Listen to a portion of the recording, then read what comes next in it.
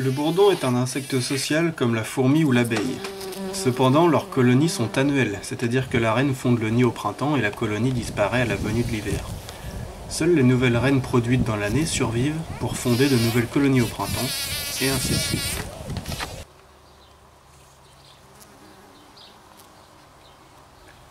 Le bourdon est comme l'abeille, un insecte pollinisateur. Cependant, contrairement à elle, il n'hésite pas à aller butiner par temps froid, lorsqu'il y a du vent et même par temps de pluie.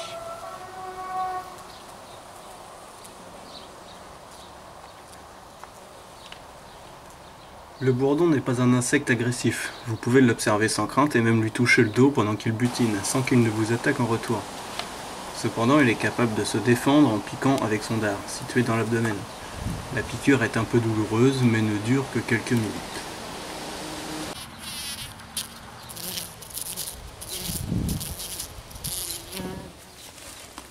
Au début du printemps, j'ai réussi à récupérer une reine qui fondait sa colonie sous un vieux tas de paille.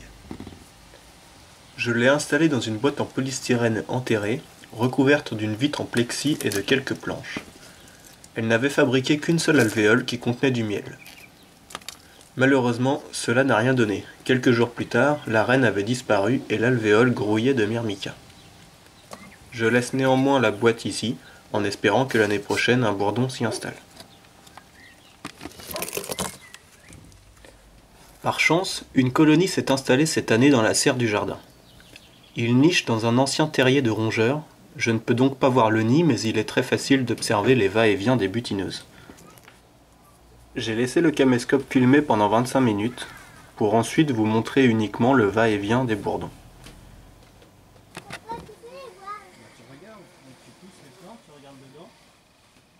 Ah, regarde là.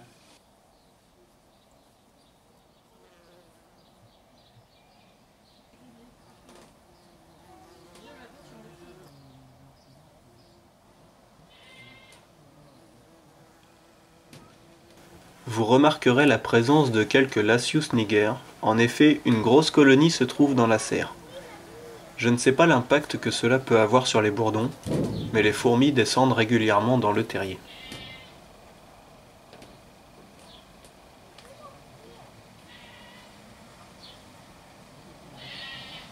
On peut très nettement observer, sur les pattes arrière du bourdon, les grappes de pollen.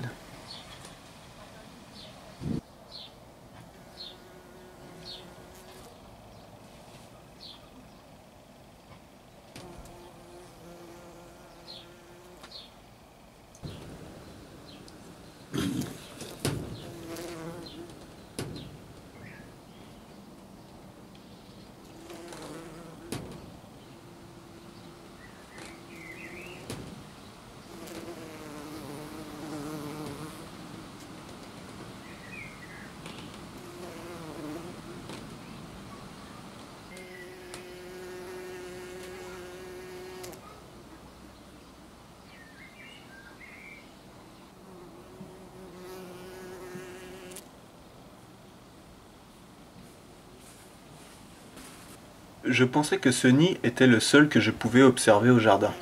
J'étais loin de m'imaginer la suite. En effet, quelques jours plus tard, un nid de bourdon fut accidentellement déterré lors d'un après-midi jardinage. Il se trouvait dans le tas de compost du potager. Je me suis rendu sur place pour essayer de faire quelque chose, le nid étant exposé à la pluie.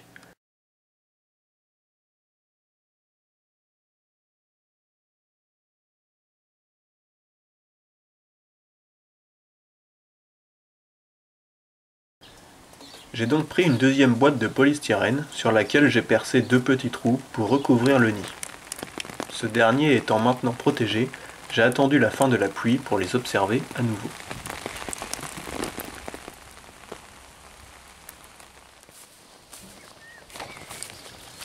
Le lendemain, j'ai d'abord voulu m'assurer que la colonie était en bonne santé avant de tenter quoi que ce soit.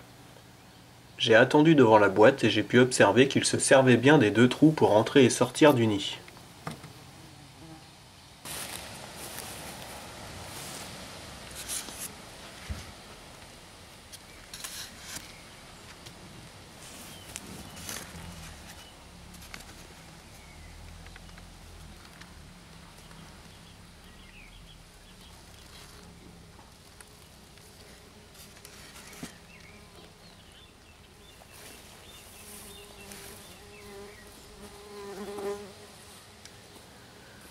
Ceci étant fait, j'ai recouvert partiellement la boîte de déchets organiques afin de stabiliser le tout.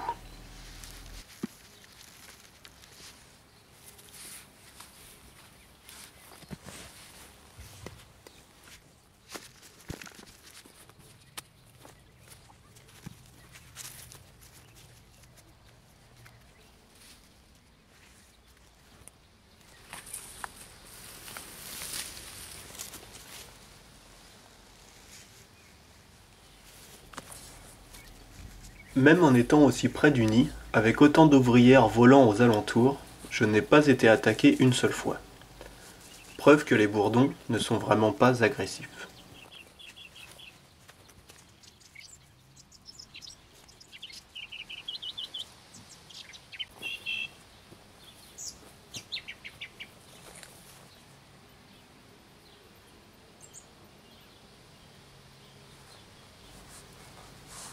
Tout est bien qui finit bien, cette colonie a maintenant un nouveau toit sur la tête, et les ouvrières vont pouvoir reprendre leur travail de butineuse. Merci à vous d'avoir regardé cette vidéo jusqu'au bout. Un petit mot pour vous dire qu'on vient de passer le cap des 10 000 vues, et pour presque 100 abonnés, c'est complètement ouf. Je suis vraiment content que mes vidéos vous plaisent. Alors n'hésitez pas à laisser un petit commentaire pour donner votre avis, faire une remarque. Sur ce, je vous dis à bientôt pour de nouvelles vidéos, et prenez soin de vos colonies. Bye!